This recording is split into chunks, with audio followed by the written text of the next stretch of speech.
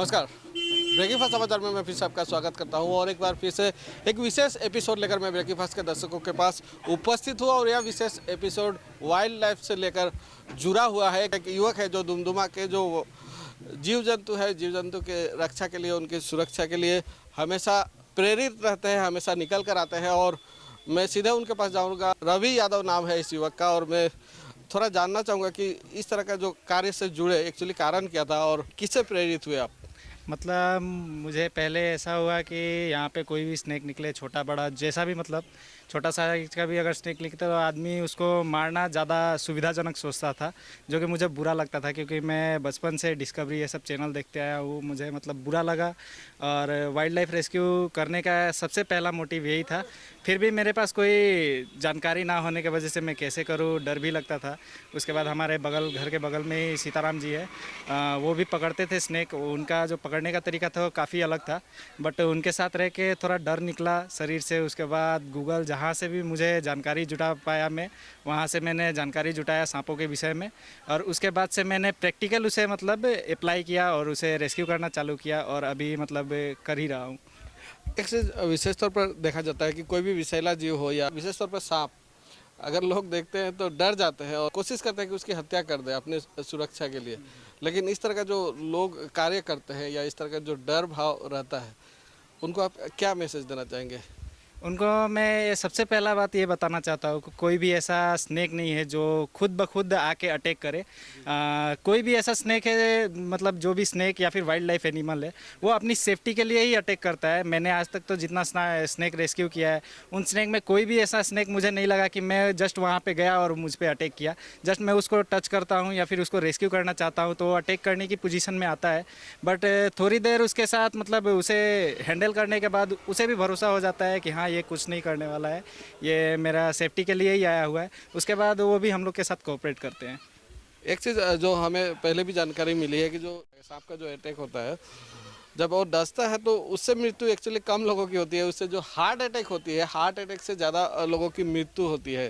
तो जो लोग हैं एक्चुअली, अगर इस तरह की घटना किसी के साथ घटता है तो पहली सुरक्षा के लिए उनको किस तरह का व्यवस्था लेना चाहिए या किस तरह का मैसेज उन्हें देना चाहेंगे? अगर इस तरह का कुछ घटना घटता है तो आम लोगों को क्या मैसेज देना चाहेंगे? तो जैसा कि स्नैक बाइट केस में क्या होता है कि जैसे स्नैक बाइट करता है तो लोग सबसे पहला नर्वस हो जाते हैं।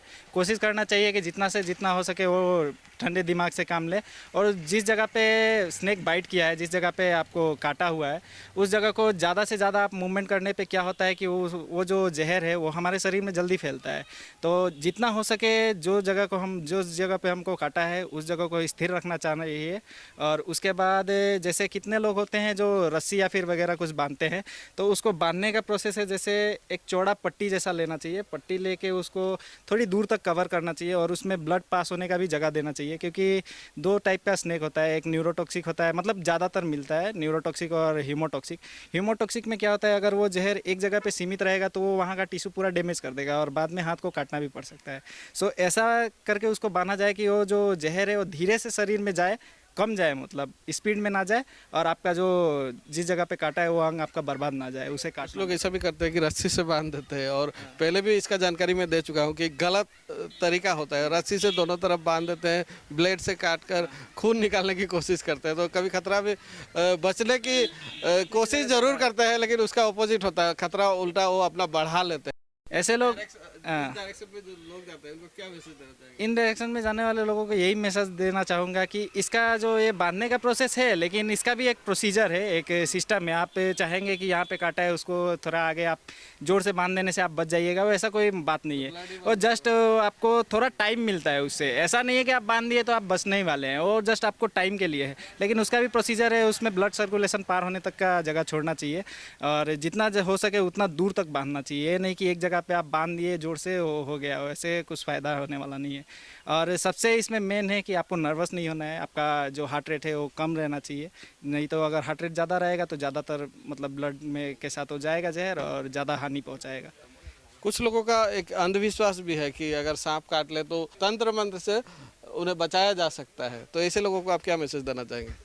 ऐसे लोगों को मैं एक ही मैसेज देना चाहूँगा कि बहुत सारा ऐसा केस हुआ है, मैंने भी देखा है कि वहाँ पे झाड़ फूँक करा के वो बोलते हैं कि मैं ठीक हूँ, बट उन लोग को ये बात पता नहीं है कि हमारे यहाँ जो 100% स्नेक है, उन 100% में 30% ही विषैले स्नेक होते हैं। और अगर आपको जहरीला सांप नहीं काटा, आप झाड़ फूँक कराइएगा तो नहीं कराने से भी आप बचिएगा, कराने से भी बचिएगा। तो क्या होता है कि झाड़ फूँक को कराते हैं, वो सोचते हैं कि मुझे सांप काटा था, मैं बच गया उसकी वजह से, लेकिन ऐसा नहीं है। और नॉन वेनमस था इसलिए बच गया, बट अगर वेनमस होता तो आप कुछ भी झाड़ फूँक कराइए, कोई उससे मतलब नहीं होने वाला है। कोशिश का ये करना चाहिए कि जितना जल्दी हो सके हम अपने नज़दीकी अस्पताल पहुँचे, जो गवर्नमेंट हॉस्पिटल है, वहाँ पे एंटी वेनम उपलब्ध होता है, वहाँ पे जाके एंटी वेनम ले। हाल ही में एक बाज पक्षी रेस्क्यू किया गया था और विशेष तौर पर हमने भी समाचार प्रसारित किया था। चोटीला था, जख्मी था वो बाज पक्षी। तो यह जो प्रजाति था जो बाज पक्षी का, उसके बारे में मैं थोड़ा जानना चाहूँगा। और जो रेस्क्यू करके किस तरह उसको सुरक्षित स्थान पर ले गया गया, किस तरह का चिकित्सा किया गया बाद में, मैं थोड़ा उस बारे में मैं जानकारी लेना चाहूँगा आपसे। तो वो मतलब हाफजान में वो रेस्क्यू हुआ था, मतलब मुझे पहले पता नहीं चला, मुझे फॉरेस्ट डिपार्टमेंट से कॉल आया था कि वहाँ पे एक बाज पक्षी है जिसे जाके हमें लेके रिसीव करके लेके आना है। वो था चोटिल था। तो उसके बाद हम लोग वहाँ पे गए, उसको रेस्क्यू किए। उसके पंख में चोट लगा था, तो उसके वहाँ से लेके आए। और वहाँ के आदमी लोग जो थे, मतलब बागान एरिया में ज़्यादातर होता है, वो गुलेल वुलेल लेके घूमने वाले लोग होते हैं, तो उन लोग को शिकार भी करते हैं वो लोग। तो वैसा ही कुछ हुआ होगा, क्योंकि वो तो उड़ने वाला पक्षी है और वो शेड्यूल 1 में आता है फॉरेस्ट डिपार्टमेंट के। और उसके ऊपर कड़ा से कड़ा नियम भी है, अगर कोई उसे मारते हुए पकड़ा जाता है तो उसे जेल भी हो सकता है। तो उसके बाद उसे मतलब वहाँ से हम लोग बढ़िया से लेके आए। वहाँ पे एक आदमी, मतलब होता है ना, बहुत सारे बुरे होते हैं तो कुछ उसमें कुछ अच्छा भी निकलते हैं।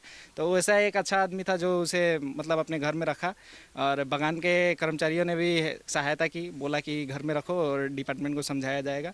तो उन्होंने हमें डिपार्टमेंट को समझाया। एक्चुअली मैं वाइल्ड लाइफ वाला हूँ, तो मुझे भी ले गया डिपार्टमेंट के साथ।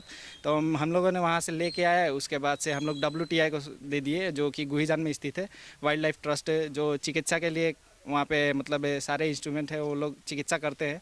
तो वहाँ पे भेज दिया गया। और मैंने खबर लिया था हाल ही में, उसे रिलीज़ भी किया जाने वाला है, वो अभी बहुत बेटर है। रवि, एक चीज़ देखा गया कि आंधी तूफान और साथ ही जो ओलावृष्टि जो जोरदार हुई थी, जिसकी वजह से काफ़ी घरों को नुकसान हुआ था, काफ़ी पेड़ पौधे टूटे थे, काफ़ी लोगों की क्षति हुई थी। साथ ही हमने देखा था कि ऐसे पंछी या इस तरह का जो जीव जंतुओं को भी काफ़ी क्षति पहुंची थी, काफ़ी चिड़िया मर गई थी, काफ़ी इस तरह का दृश्य हमने देखा था।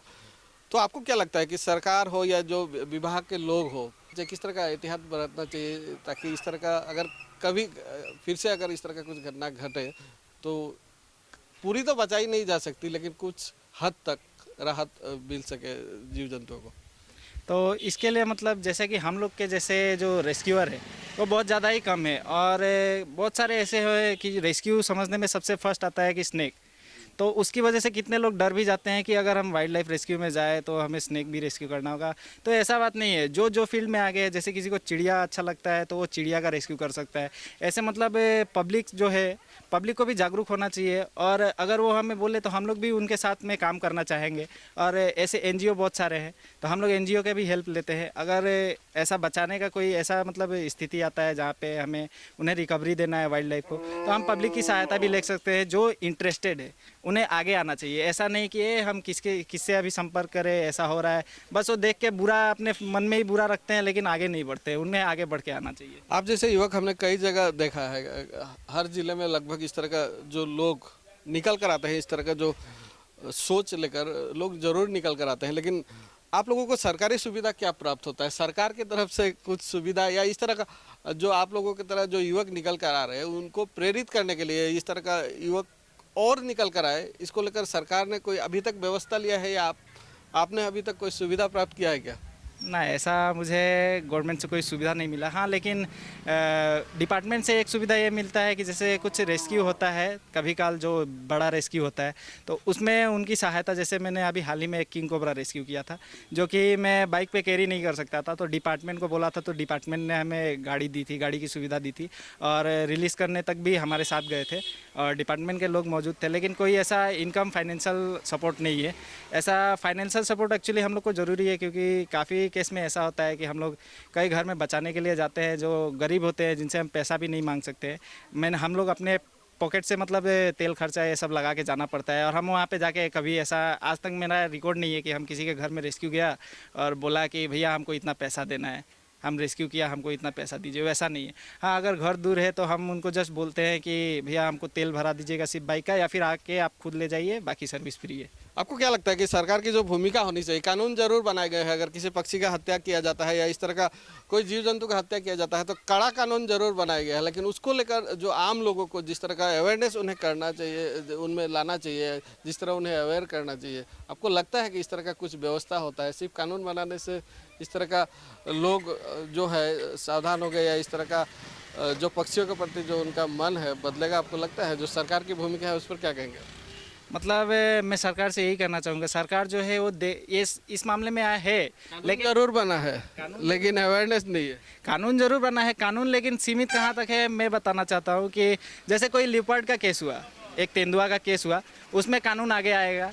उसके बाद से कोई हाथी का केस हुआ, उसमें आगे आएगा, क्योंकि वो आदमी मतलब पब्लिक के वो फोकस में है, वो पब्लिक के नज़र में आता है। लेकिन ये जो छोटे पक्षी होते हैं, छोटा स्नेक हो गया, इन सब के बारे में वो आगे नहीं बढ़ के आते हैं, उनको अनदेखा करते हैं। ये मैं बोलना चाहूँगा कि सभी पक्षी, सभी वाइल्ड लाइफ का जानवर एक बराबर होता है, तो उन्हें देखना ज़रूरी है। सिर्फ रेस्क्यू करने से नहीं होगा, लोगों को अवेयर करना जरूरी है। लोगों को भी अवेयरनेस करना ज़रूरी है, और हम लोग भी अवेयरनेस करते हैं। हम लोग एनजीओ के थ्रू अवेयरनेस करते हैं। मैं वाइल्ड लाइफ रेस्क्यूअर हूँ और मैं वाइल्ड केयर फाउंडेशन एनजीओ से हूँ, जिसका मैं असिस्टेंट सेक्रेटरी हूँ, डिबगोई में स्थित है। तो हम लोग एनजीओ के हिसाब से भी हम लोग बहुत जगह अवेयरनेस करते हैं, और कई ऐसे लोग भी हैं जो हमें स्नेक बाइट का अवेयरनेस या फिर इसके लिए हमें बुलाते हैं अपने गांव में या फिर अपने बागान में इनवाइट करते हैं। जैसे अरुणाचल के हमारे डीएफओ सर भी हम लोग को इनवाइट किए थे कि आप आइए, कुछ हम लोग को भी सिखाइए। तो हम लोग वहाँ पे भी गए थे, अरुणाचल वाकरो डिवीज़न में। वहाँ पे जाके थोड़ा जितना हम लोग से बन पड़ा, हम लोग उनको सिखा के आए, उनको बता के आए, इन सब के बारे में अवेयरनेस फैला के आए।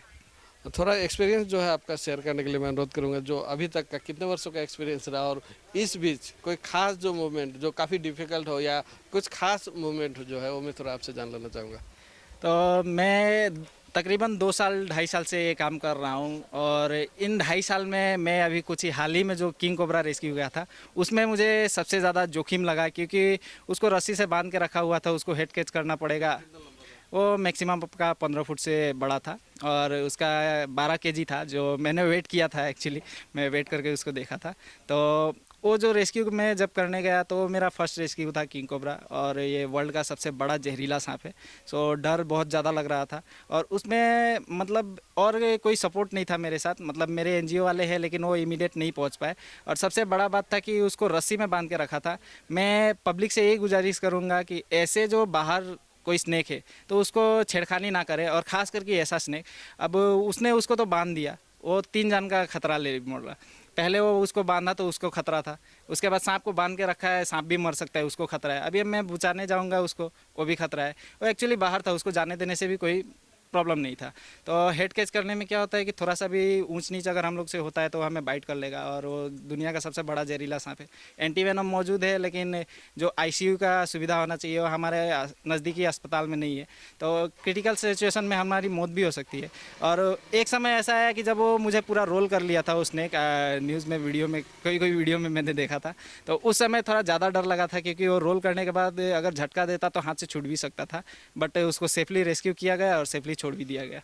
जीव जंतु की रक्षा के लिए जरूर आप निकल कर आए हैं, लेकिन शुरुआत में परिवार वाले डरे नहीं, आपको मना नहीं किए? शुरुआत में मतलब पहले तो छिप छिप के पकड़ता था। शुरुआत में घर से भी, कब पता चला घर में? घर में मैक्सिमम 6 महीना बाद मालूम चला कि हम सांप बाहर में पकड़ता है। कोई वीडियो दिखाया था, तो उसके बाद से घर से रोज़ गाली सुनते सुनते, लेकिन अब जब 1 साल गुजर गया उसके बाद घर वाले भी बोलते हैं कि अब ये ज़िद्दी है, अब इसको बोलने से कोई फ़र्क पड़ने वाला नहीं है। उसके बाद से वो लोग भी बोलना छोड़ दिए। अब क्या बोलते हैं परिवार? अब बोलते हैं कि चलो अच्छा काम कर रहा है, बट संभल के करना, क्योंकि ये बहुत जोखिम बड़ा है। अभी भी एग्री नहीं होते हैं, बट देखते हैं कि हाँ एक अच्छा काम कर रहा है, पब्लिक मुझे सपोर्ट कर रही है, लोग हमें अच्छा बोल रहे हैं, उसकी वजह से गर्व भी फील करते हैं। अब जैसे पेपर में भी नाम आया था तो पापा भी बोले कि हाँ हमारा बेटा का नाम आया है पेपर में।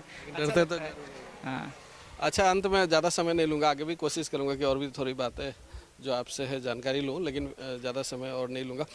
अंत में जो आम लोग हैं, जो इस तरह का, कुछ लोगों का अफवाह फैलाने का आदत है और कुछ लोग अफवाह से डर कर कुछ गलतियां करती हैं, और इस तरह का वाइल्ड लाइफ के क्षेत्र में लोगों को आप क्या मैसेज देना चाहेंगे विशेष तौर पर दुमदुमा और तिनसुकिया जिले के जो लोग हैं, आम लोगों को क्या मैसेज देना चाहेंगे?